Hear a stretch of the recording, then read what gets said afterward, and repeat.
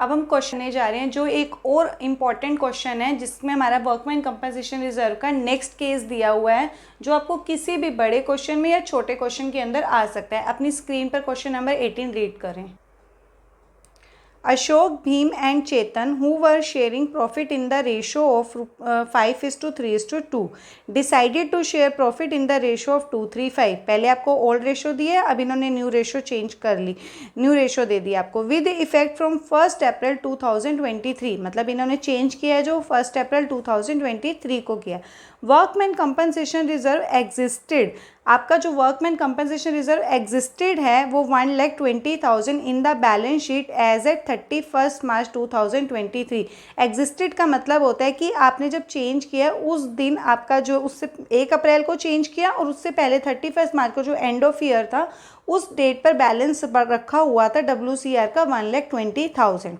And workman compensation claim of ₹1,50,000 exist. इसका मतलब है कि अब आपको नया लगाना है, जो आपका नया जो आपने चेंजेस किए हैं, अब जो नई बैलेंस शीट बनेगी उसमें आपको कितना क्लेम रखना है, 1,50,000 का।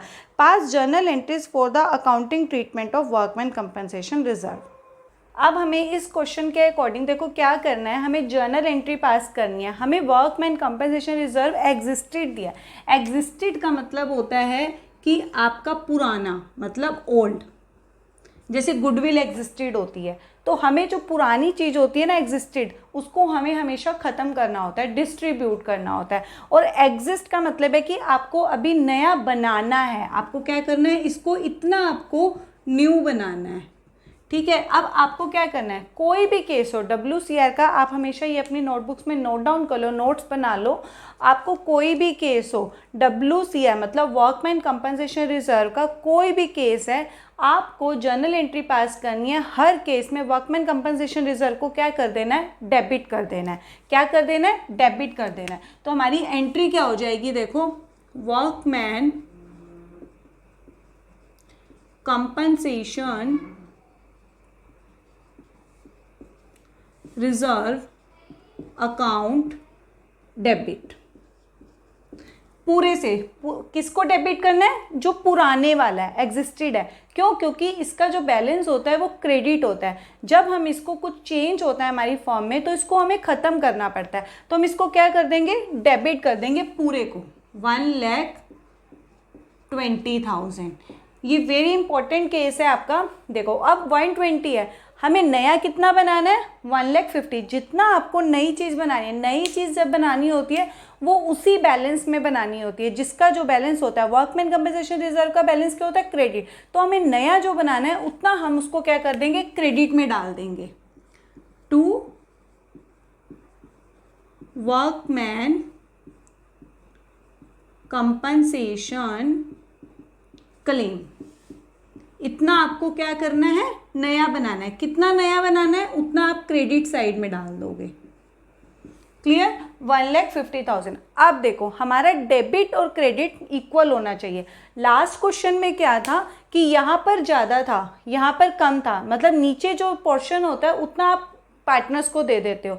बट हमारे पास कितना था, 120 का पहले था, हमें 150 का नया बनाना है। अब 30,000 और लेकर आने हैं। अब जब 30,000 का और हमें वर्कमैन कंपनसेशन रिजर्व बनाना पड़ेगा तो इससे हमारी फर्म को क्या हो जाता है, लॉस होता है। मतलब उसको हमें कहीं ना कहीं से मैनेज करना पड़ता है कि कहाँ से, जब हमारे पर डेफिशिएंसी हो जाती है वर्कमैन कंपनसेशन रिजर्व की, जब बच जाता है तो पार्टनर्स को दे देते हैं, जब डेफिशिएंसी हो जाती है तो वो कहाँ से पूरी होती है, रीवैल्यूएशन अकाउंट से। तो यहाँ पर क्या आ जाएगा, revaluation account, revaluation account debit. क्यों, क्योंकि ये डेफिशिएंसी कहाँ से पूरी करेगा, 30,000 की रीवैल्यूएशन अकाउंट से।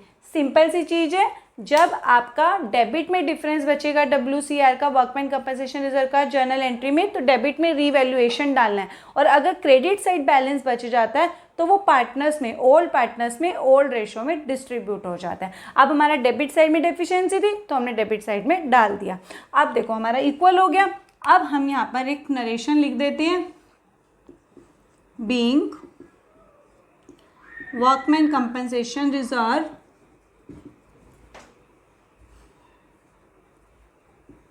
New claim bye revaluation account. कुछ भी आप शॉर्ट फॉर्म में लिखो, नरेशन जरूर लिखनी है।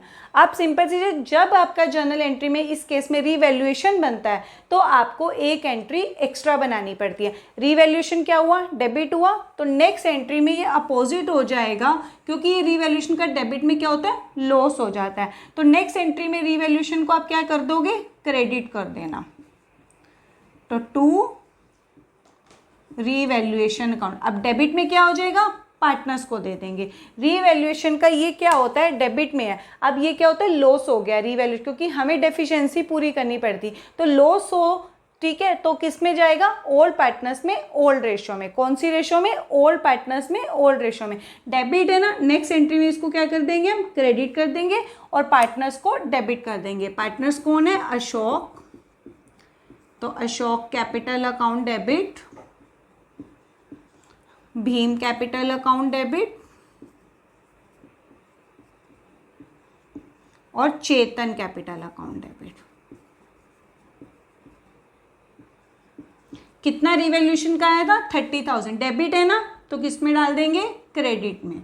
अब इसको किस रेशो में बांटेंगे, ओल्ड रेशो में। ओल्ड रेशो थी और ये न्यू रेशो, कौन सी ओल्ड रेशो है, 532। इस 30,000 को 532 में बांट दोगे, कितना है, 30,000 इंटू 5/10, 30,000 इंटू 3/10 और 30,000 इंटू 2/10। इसको बांटेंगे तो इसका आ जाएगा 15,000, इसका आ जाएगा 9,000 और इसका आ जाएगा 6,000। ये हमारी दो जर्नल एंट्रियाँ क्वेश्चन नंबर 18 की कंप्लीट होती हैं।